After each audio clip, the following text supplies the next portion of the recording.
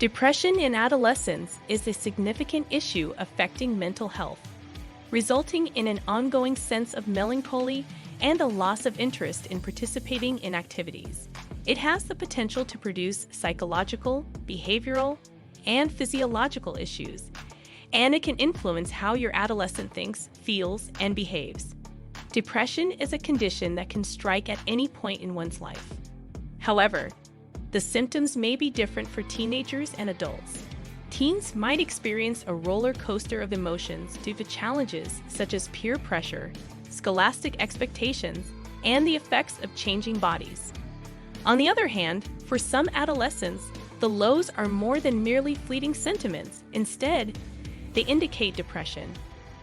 Depression in adolescence is not a sign of immaturity or something that can be conquered through sheer force of will. Instead, it can have severe repercussions and calls for therapy over an extended period. Most depressed adolescents will feel better after receiving treatment, which often includes medication and psychological counseling.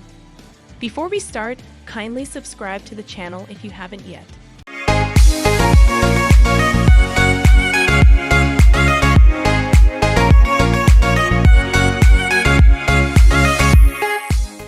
The symptoms.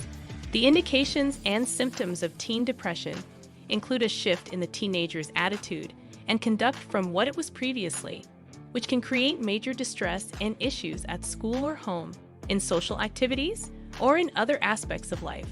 The intensity of depressive symptoms can vary, but some of the changes that may occur in your teen's emotions and behavior include alterations in one's feelings. Watch out for shifts in their feelings, such as sad emotions may be accompanied by spontaneous outbursts of tears for no apparent reason. Anger and other negative emotions, even over very insignificant issues. Having a hopeless or empty feeling. Disposition that is irritable or disturbed. A decline in interest or enjoyment in usually enjoyable pursuits. And conflicts with family and friends and a loss of interest in them. Low regard for themselves.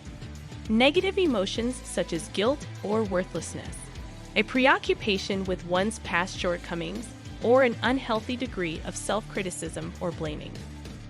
Sensitivity to rejection or failure on an extreme scale, and an insatiable desire for constant reassurance. Having trouble concentrating, thinking, making judgments, and remembering things. The persistent impression that life and the future will be miserable. Frequent contemplation of one's demise, suicide, or dying. Alterations in their behavior.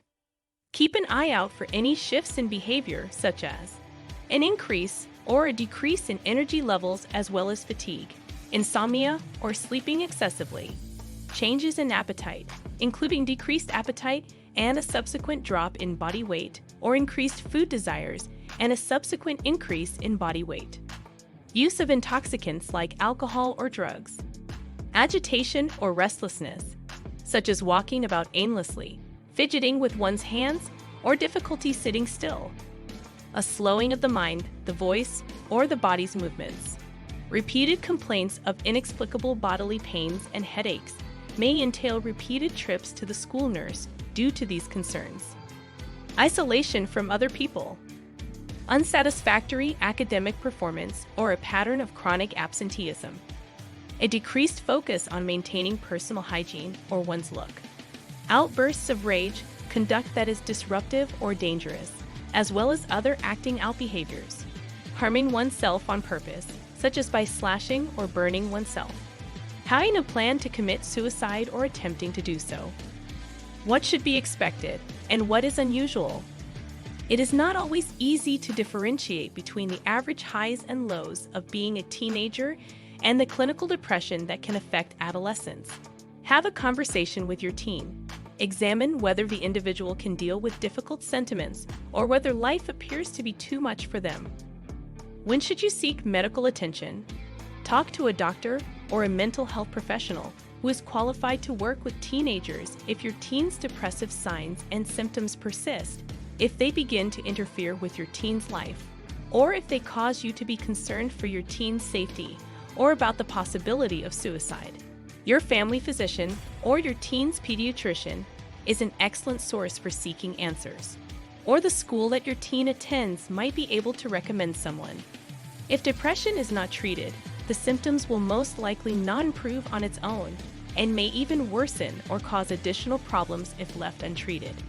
Even if the signs and symptoms of depression in a youngster don't seem particularly severe, the teen may be at risk for suicide. Do not put off seeking assistance if you are a teen and you have reason to believe that you or a friend may be depressed, or if you have a friend who you suspect may be sad. Talk to a medical professional, such as your family physician or the nurse at your school. Discuss your worries with a trusted adult, such as a parent or a close friend, a spiritual leader, a teacher, or someone else in a position of authority. Depression is a common factor in suicidal thoughts and behaviors. Call 911 or your local emergency number as soon as possible if you have any reason to believe that you may damage yourself or attempt suicide. If you are concerned that a family member or close friend may attempt suicide, or if they have already done so, ensure that someone is always with that individual. Dial the number for your city's emergency services right away. Or, if you believe it is safe to do so, take the individual to the local hospital's emergency room. Although the precise factors that lead to depression are not fully understood, several potential contributors exist, such as brain chemistry. Neurotransmitters are substances produced naturally in the brain and are responsible for transmitting messages to other areas of the brain and the body. Changes in the function of nerve receptors and nerve systems can ultimately result in depressive symptoms when these substances are aberrant or compromised. Alterations in the body's hormone balance may be a factor in the development of depression or a precipitating factor. People whose blood relatives, such as a parent or grandparent, also experience depression are at an increased risk of developing the disorder. Trauma experienced in early childhood, brain changes associated with an increased risk of depression can be brought on by traumatic experiences that occur throughout childhood. These experiences can include physical or mental abuse, as well as the death of a parent.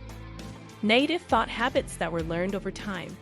There is some evidence that learning to feel powerless, as opposed to learning to feel capable of finding answers to life's obstacles, may be linked to depression in adolescence.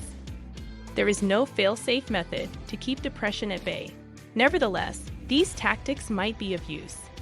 Inspire your adolescent to do the following. Take measures to manage their stress, build their resilience, and improve their self-worth to better deal with problems as they arise. Take care of yourself by, for instance, establishing a regular healthy sleep schedule and utilizing technological devices responsibly and moderately.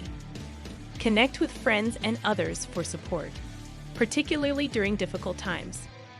To help prevent the symptoms of depression from becoming more severe, it is essential to get therapy as soon as possible. Even after the symptoms of depression have subsided, continuing treatment, if it is suggested, can be of assistance in preventing a recurrence of those symptoms. This concludes our video today. Do you like it? Kindly give your valuable response in our comment section below. And don't forget to subscribe to our YouTube channel for more interesting and informative videos.